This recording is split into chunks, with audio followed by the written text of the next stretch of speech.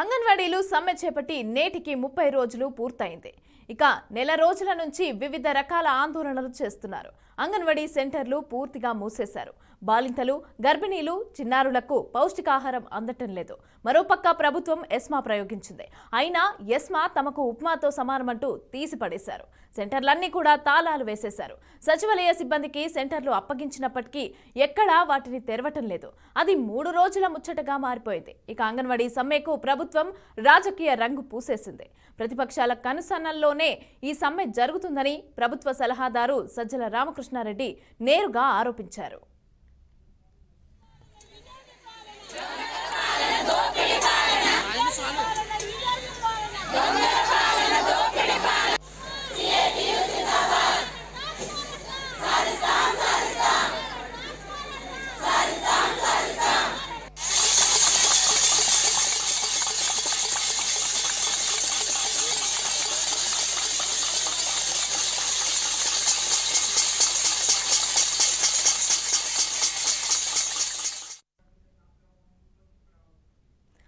అంగన్వాడీలు సమ్మె చేపట్టి 30 రోజులు అయింది.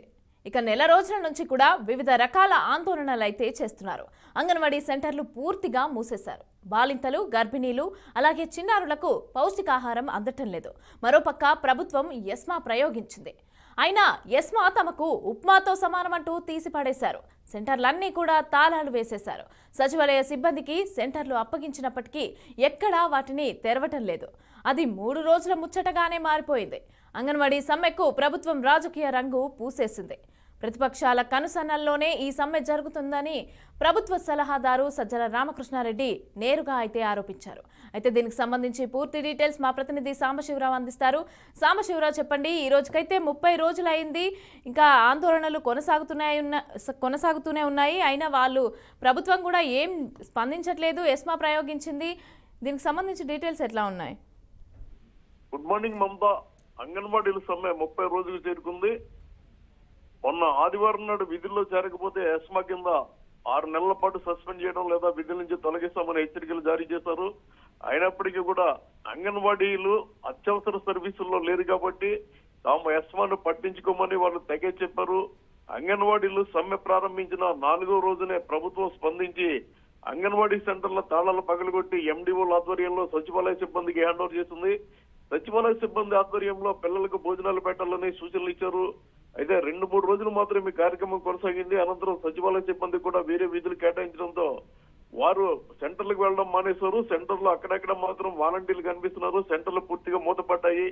ఇదే నేపథ్యంలో దీన్ని తిప్పికొట్టేందుకు అంగన్వాడీ యూనియన్ నాయకులు ఎవరైతే ఆయా సెంటర్లకు సంబంధించి చిన్నపిల్లలు వస్తారో వారి తల్లులు, అదేవిధంగా జగనన్న సంపూర్ణ పోషణ ఆహారం తీసుకునే గర్భిణీలు, బాలింతలు వెళ్లి బతిమాలుకోవడం జరిగింది.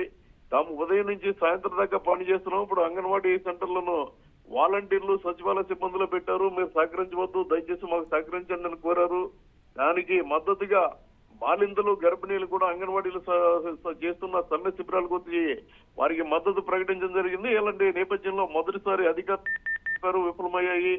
రెండోసారి, మూడోసారి కూడా మంత్రులు బొత్స సత్యనారాయణ, ఉషశ్రీ చరణ్ చర్చలు జరిపారు. పూర్తిగా ఆ చర్చలు విఫలమయ్యాయి.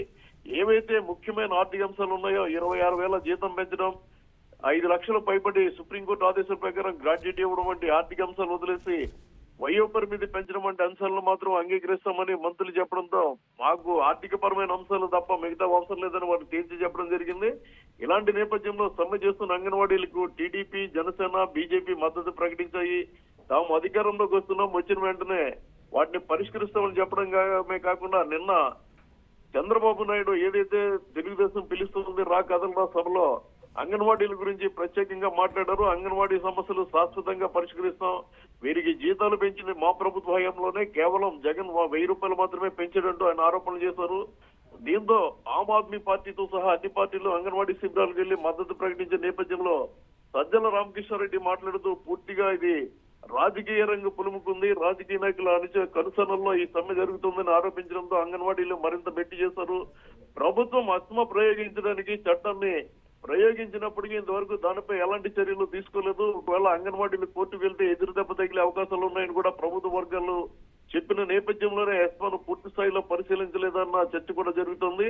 మొత్తం మీద ఈ రోజు అంగన్వాడీలో రాష్ట్ర వ్యాప్తంగా నిరాహార దీక్షలు చేస్తున్నారు. ఇది 30 రోజులు చేరింది. చలి మంచు లెక్క చేయకుండా రాత్రులు కూడా నిరాహార దీక్షలోనే కొనసాగుతున్నారు.